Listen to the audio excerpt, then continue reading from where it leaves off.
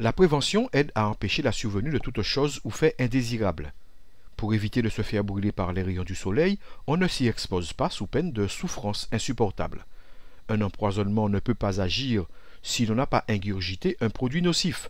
Il en est de même pour la cigarette, dont les éléments toxiques qui la composent favorisent le développement de plusieurs cancers. Dans le même registre, toutes les personnes atteintes peuvent en guérir, à condition de s'y prendre suffisamment tôt avant que les métastases ne s'étendent à d'autres organes.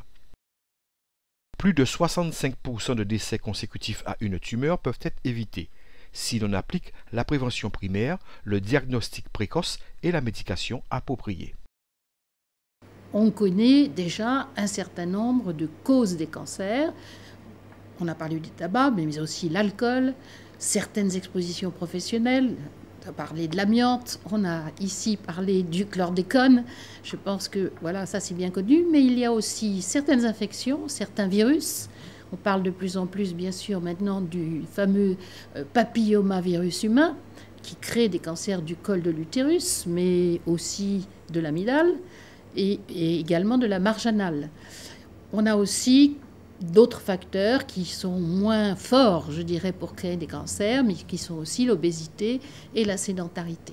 Voyez donc quoi, si on met en place des actions pour éviter d'être exposé à tous ces facteurs, on diminue très fortement l'apparition.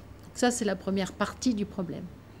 Deuxième partie du problème, j'ai dit traiter le plus tôt possible quand le cancer est encore à un stade curable. On sait que la plupart, pas tous, mais la plupart des cancers se développent doucement, lentement. Si on peut arriver à les diagnostiquer à un stade où ils n'ont pas encore envahi d'autres organes, disons, qui sont restés dans l'organe où ils ont commencé, on peut imaginer qu'avec les traitements actuels que nous avons, chirurgie, radiothérapie, chimiothérapie, on va guérir. Et j'emploie le mot guérir vraiment le cancer. Donc, ça implique quoi? Ça implique diagnostic précoce, je l'ai dit. Et pour certains cancers, on a même la chance d'avoir ce qu'on appelle le dépistage.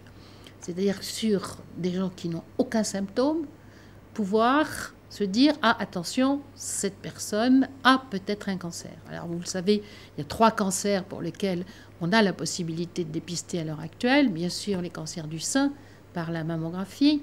Là, c'est le dépistage organisé des cancers du sein de 50 à 74 ans. Donc ça, je crois qu'il faut vraiment que les femmes participent à ce dépistage. C'est très important. Deuxième cancer pour lequel on a aussi organisé le dépistage, c'est les cancers du côlon et du rectum. Là aussi, on pourrait énormément diminuer, on pourrait davantage guérir, je dirais, ces cancers si on les diagnostiquait tôt. Donc là aussi, et là c'est les hommes comme les femmes à partir de 50 ans et tous les 2 ans de pratiquer l'hémoculte. C'est vraiment aussi tout à fait important. Et le troisième cancer, c'est le cancer du col de l'utérus. Et je pense qu'ici, en Guadeloupe, comme dans toutes les Antilles, c'est très important parce que c'est un cancer fréquent lié à ce fameux virus papilloma. Et là, on a 3 atouts majeurs pour éradiquer ce cancer. Premier atout, la vaccination des petites filles avant le début de leur vie sexuelle. Donc, officiellement, c'est 14 ans. Je pense qu'il faudrait mieux descendre à 12 ans. Ça serait plus prudent. Donc, on a la vaccination. Deuxième possibilité, bien évidemment, c'est la protection, puisque c'est un virus transmis par des voies sexuelles. On appelle ça une IST, infection sexuellement transmise. Eh bien, deuxième possibilité, préservatif tout de même. Il n'est pas efficace à 100%, parce que ce virus est aussi bien dans les organes génitaux que sur la peau des organes génitaux. Et donc, le préservatif ne préserve pas tout à fait cette partie-là. Donc, troisième solution, au moins pour les cancers du col, le dépistage par le frottis. Et donc, là aussi, je crois que je mettrai beaucoup d'atouts, en particulier ici dans ce département, de mettre en place un dépistage organisé des cancers du col de l'utérus par le frottis cervical. Moyennant quoi, on pourrait éradiquer ce cancer.